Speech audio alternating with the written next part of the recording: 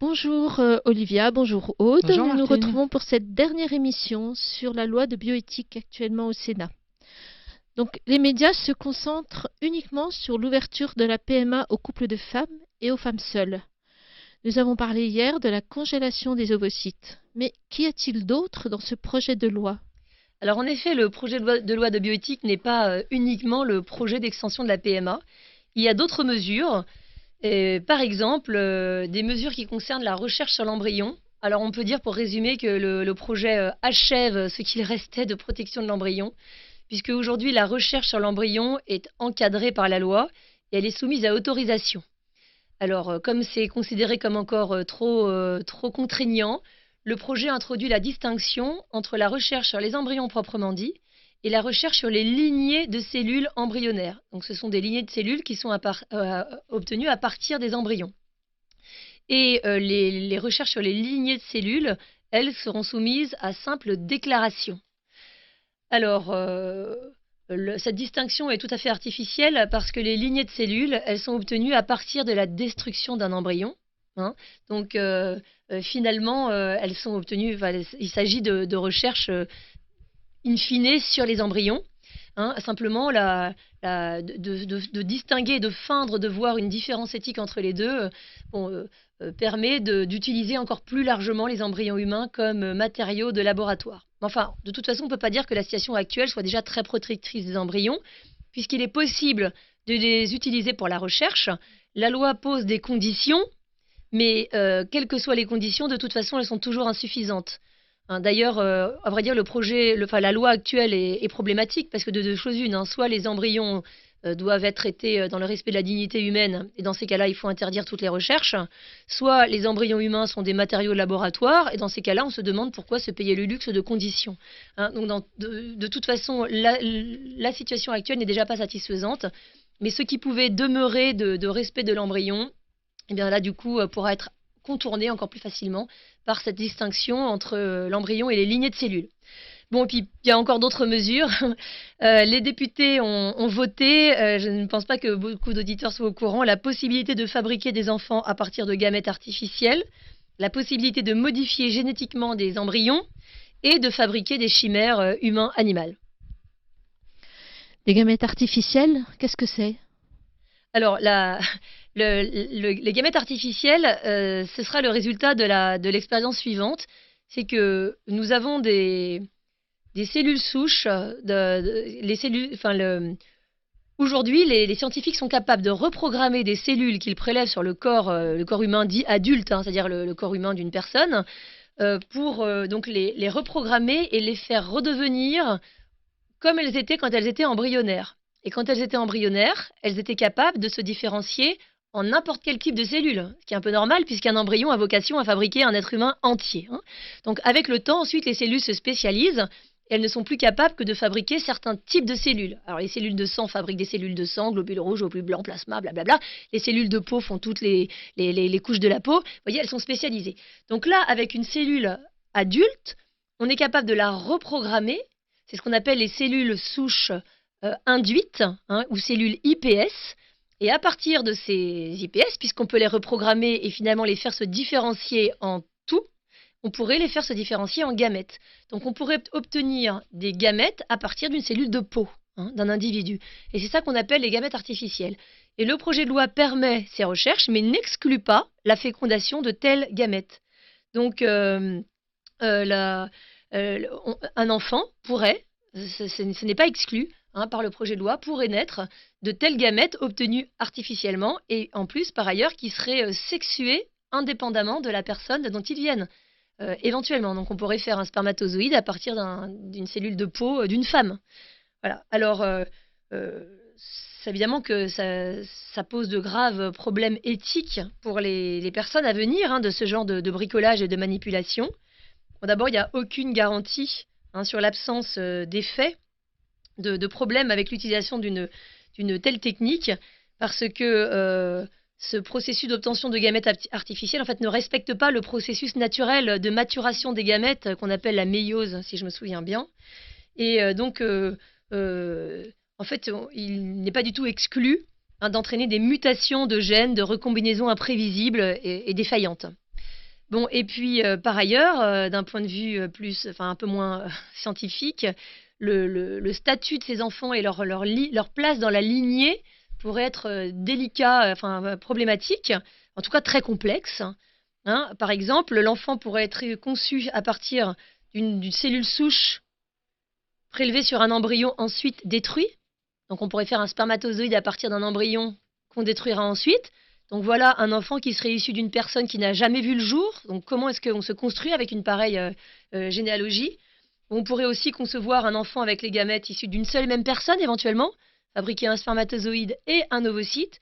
Ou alors un enfant pourrait être issu d'un ovocyte fabriqué à partir d'une cellule d'une femme. Alors est-ce que cette femme serait son père ou sa mère? Et puis rebelote de l'autre côté avec un ovocyte issu éventuellement d'un homme, etc. Donc, il importe là de remédier à cette situation et de demander à nos parlementaires d'interdire toute possibilité de fécondation de tels gamètes obtenus ainsi de façon artificielle. Merci. Et les embryons chimériques? Les embryons chimériques sont maintenant autorisés par le projet de loi puisque le projet de loi n'interdit que l'adjonction de cellules d'autres espèces à l'espèce humaine. Mais donc, ça signifie qu'on peut adjoindre des cellules humaines dans des embryons animaux. Et c'est l'objectif de cette autorisation du projet de loi est de pouvoir... D'ailleurs, Jean-Louis Touraine l'a dit lui-même dans les débats parlementaires, il a dit on va enfin permettre aux animaux de fabriquer des organes qui pourront être prélevés au bénéfice des humains. Moi, je ne crois pas avoir entendu dire d'animaux réclamer des droits pour qu'on leur permette de fabriquer des organes pour les humains. Mais bon, j'attends les explications de Jean-Louis Touraine. Peut-être qu'il a eu des confidences particulières sur ce point. Mais ça veut dire qu'en tout cas, on va produire... L'objectif, c'est de produire des greffons humains à partir de cellules humaines pour produire des cellules, des foies, des reins, et qu'ensuite on abattra les animaux et on les transplantera chez des patients humains malades. Enfin, si ça marche, si ça fonctionne. Ça pose de vraies questions parce que jusqu'à maintenant, les recherches qui ont été faites n'ont de toute manière jamais abouti à la production d'un organe sain qui puisse être transplanté. Par ailleurs, les scientifiques eux-mêmes ne sont pas d'accord sur les conséquences de ces adjonctions de cellules humaines sur les animaux. Ils ne savent pas gérer la mutation éventuelle des cellules humaines dans d'autres organes que celles pour lesquelles elles ont été injectées. En particulier, qu'adviendra-t-il s'il y a des cellules humaines qui mutent vers le cerveau des animaux? Et les scientifiques, il y en a certains qui disent qu'il ne faut absolument aucune mutation. Il y en a d'autres qui disent qu'on pourrait admettre une mutation à hauteur de 1% dans le cerveau animal. Donc on voit bien que c'est la porte ouverte à toutes les dérives.